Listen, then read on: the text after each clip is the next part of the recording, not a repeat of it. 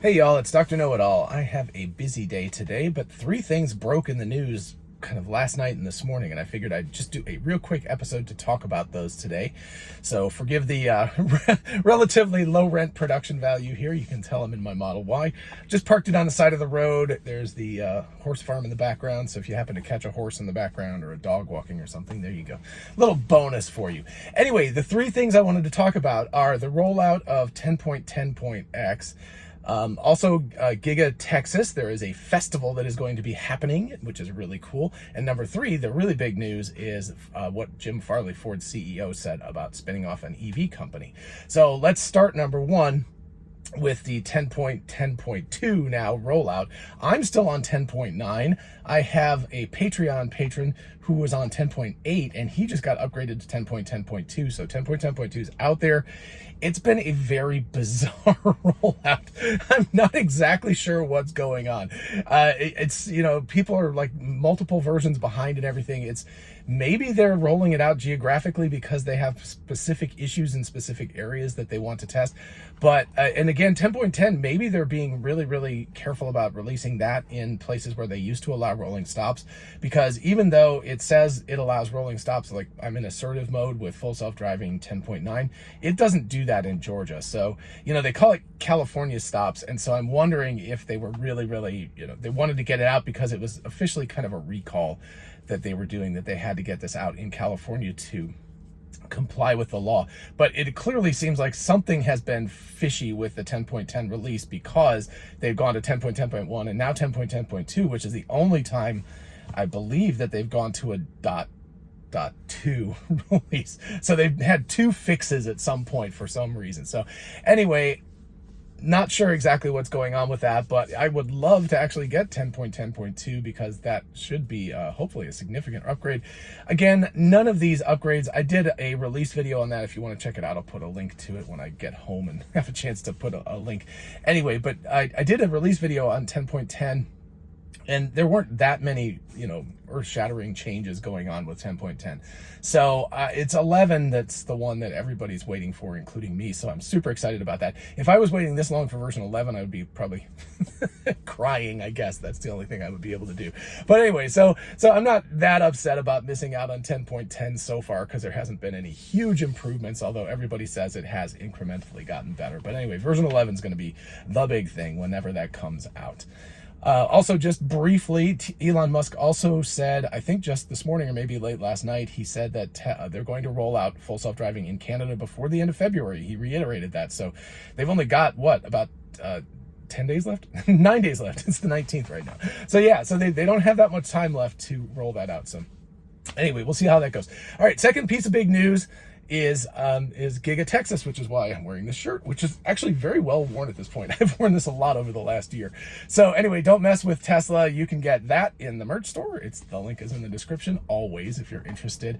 It seemed appropriate for that. But anyway, last night, Elon Musk tweeted out that they were going to do, someone asked him and said, hey, you guys going to do that, you know, Giga Texas festival that he's been talking about for a while? And he said, yes, April 1st. And so then everybody was like, well, that sounds really cool, but also April 1st, so April Fool's Day, so maybe Elon's just kind of joking around.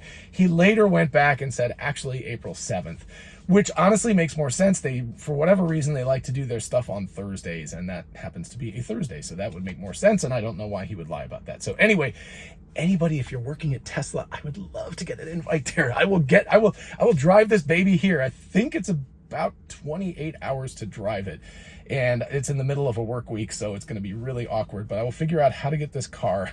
I'll figure out how to get the Y and Sexy down to Texas to be there for the festival. So I really, really hope I can get an invitation. Anyway, if anybody happens to watch from Tesla on this channel, nobody's ever, a lot of people, you know, say on their channels that people from Tesla have contacted them. I have never had anybody from Tesla contact me on this channel. So anyway, even if you have nothing to do with getting invites to Giga Texas, if you do happen to work for Tesla, you know, send me an email or direct message me on Twitter. My handle is Dr. Know-It-All 16. on Twitter, so you can easily find me there.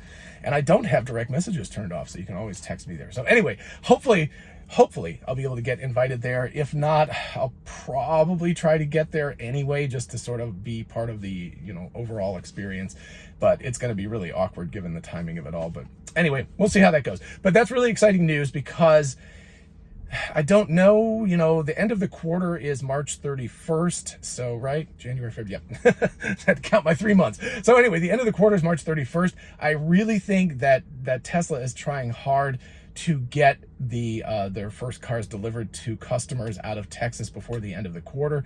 So if the April 7th festival happens, and maybe a couple of weeks before that, I mean, honestly, I hope that they deliver something by the beginning of March, so they've got a full month of production or deliveries before we even have this festival. But at the very least, hopefully they'll have had their first few deliveries. But if they push it really, really close to that point, it is possible that they might do their first Model Y deliveries at that festival. They might actually, officially give the customers those cars that day. But hopefully they will be able to start delivering cars by the beginning of March. Anyway, so the next thing, the big thing, is Jim Farley, CEO of Ford, has followed what a lot of YouTubers and speculators have been saying. He said that Ford is investigating, remember, they're a 120-year-old company, they're investigating whether or not they're going to spin off an EV-only branch of Ford. And the first person that I personally remember talking about this was Stephen Mark Ryan on Solving the Money Problem. There's been a lot of other YouTubers who've talked about it, and some bloggers and things like that. So I have no idea who was the first person who actually mentioned this, but it's been around for a long time, at least a year, probably more than that. It's hard to remember exactly when all this stuff started coming up, but it's been around for quite a while. So if you're thinking, why the heck would Ford do this? Why would they spin off an EV company? It's actually to put themselves out of business. So what they would do is they would generate a company called, now they will never say this, by the way, they will never say it's to put themselves out of business, but they'll generate a company called Ford EV, or whatever the heck they call it, or Electric Ford or something, Blue Ford, I don't know. They'll create some company that will be a spin-off, and it will have the backing of Ford, but it won't have all of the overhead and the stodgy crap that Ford has to deal with, and all of the, they've got 120 years of history. The Innovator's Dilemma, which is a great book, talks about how difficult it is for an incumbent manufacturer of anything, right? Hardware, software, whatever. It's almost impossible for them to get through the next disruption cycle. So they become dominant. They have taken over, they've not monopoly necessarily, but they've taken over a very large part of the market share of a whatever it is, in this case, cars. So for a long time, Ford has been in a dominant position and kind of vying with GM in terms of who's the biggest. And I know GM's bigger, but GM's actually in way worse shape. And if you haven't seen Farzad's video on GM and Ford, and he goes through the numbers, I've predicted that GM would be out of or bankrupt, and that probably the U.S. government would bail them out by 2025. His numbers actually indicate 2024. So, so it's coming soon, man. We're already, 2 months into 2022 right now. So, so GM is in horrible shape. Ford is in somewhat better condition, but they are still going to have an immensely difficult time. They have a bunch of legacy factories that are useless once they start going to EVs, unless they completely retool them. They have a bunch of people who have skills that are useless in the new industry, right? Anybody who's got a skill in building an internal combustion engine is just not worth that much anymore. And yet they have these people on payroll. They also have middle managers. They have all of this stuff, right? It's the cruft that just sort of fills in the void over 100+ years of being in business. So they really are in a position where they can't move quickly enough. They need to be able to move in a very agile, fresh manner, build completely new factories, have completely new employees, all of that stuff. And this gives them the possibility. It seems a little counterintuitive, why start a new business? But the deal is, if you can spin off a new business with your name, which is more or less just funded from your original business. They funnel cash into it to make it grow as fast as possible, but otherwise it's not connected. It's got all new engineers, it's got all new factories, it's got all new everything. That lets them compete with Tesla then, because they can build something completely modern, not just the hardware in the factory, but the whole culture of the business. So this is a hugely positive sign. It's a really, really bad sign for anybody who's currently working at Ford in a position where you're not going to be able to move into the new Blue Ford type of business. But it's really excellent news for Ford, because what they need to do is create this company, funnel everything they possibly can into it, and then the old company, it's like a flower, right? You know, the flower comes out and it puts a whole bunch of energy into getting pollinated and starting a new flower someplace else, a new seed or something like that, and then the plant dies because it's spent all of its energy doing that. So essentially that's what the mothership Ford that's been in business for all of these years is going to dump all of its energy. If it does this right, it will dump every resource it possibly can into this new Ford business. It will then cause itself to go out of business. The new business hopefully will then take off.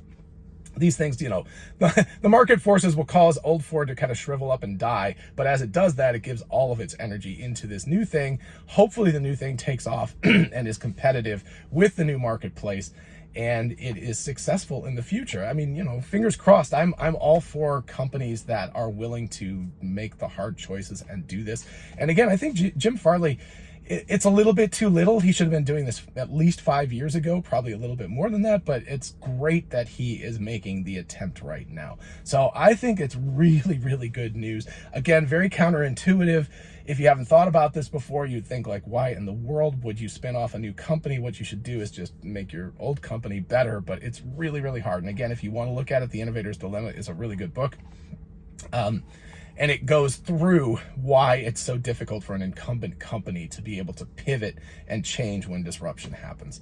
So all good news for Ford. As far as that Giga Texas festival is concerned, it's Thursday, the 7th of April. Look forward to that. That'll be a party, man.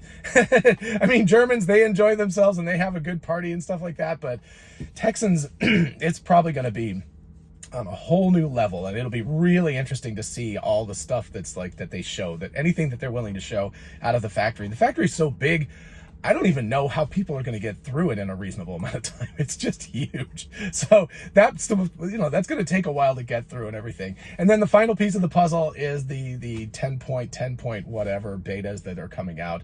If anybody has any insight on how they're figuring out the whole rollout thing, I would love to hear about it, because it's very inscrutable to me. Nobody can seem to figure out why people are like multiple decimal points behind other people. But anyway, all right, I hope you enjoyed that. Have a lovely Saturday, everybody. I will talk to you all later. Bye-bye.